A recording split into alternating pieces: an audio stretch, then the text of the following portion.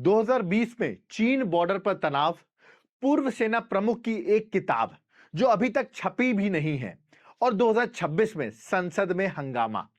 आखिर उस किताब में ऐसा क्या बताया जा रहा है जिससे सरकार और विपक्ष आपस में भिड़ गए हैं? यह विवाद भारत के पूर्व सेना प्रमुख मनोज नरवणे की बुक नाम 4 स्टार ऑफ डेस्टिनी से जुड़ा हुआ है। अभी तक यह किताब प्रकाशित नहीं हुई है। बताया जा रहा है कि रक्षा मंत्रालय की समीक्षा में यह किताब रखी गई है, लेकिन एक मैगजीन ने इस किताब पर आधारित एक लेख लिखा है और वहीं से विवाद शुरू हो गया है। आखिर मामला है क्या? यह पूरा मामला साल 2020 का है, जब भारत और चीन के बीच लद्दाख और गलवान क्षेत्र में भारी तनाव चल रहा था। जून 2020 में गलवान घाटी में हिंसक झड़प भी हुई और उसी समय लिए गए फैसले और बातचीत का जिक्र इस किताब में बताया जा रहा है। मैगजीन रिपोर्ट के मुताबिक जब 2020 में चीन गतिविधियां बढ़ रही थी, तब सेना प्रमुख नरवणे ने रक्षा नेतृत्व से पूछा आगे क्या कदम उठाया जाए।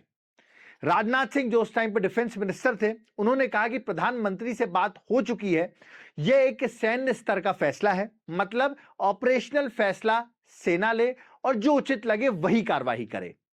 किताब के हवाले यह भी बताया गया कि उस समय सेना प्रमुख को लगा कि पूरे फैसले की जिम्मेदारी अब उन्हीं पर है।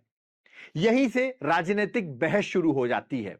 विपक्ष का आरोप है कि इससे लगता है कि सिविल लीडरशिप सीधे फैसले नहीं ले पा रही है और जिम्मेदारी सैन्य नेतृत्व पे डाली जा रही है।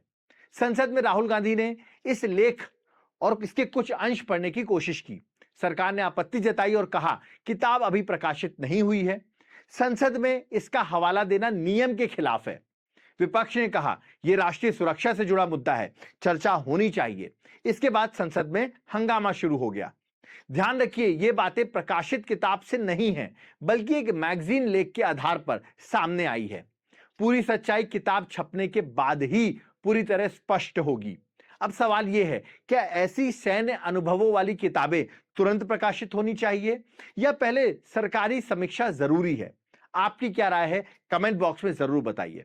धन्यवाद। जय हिंद।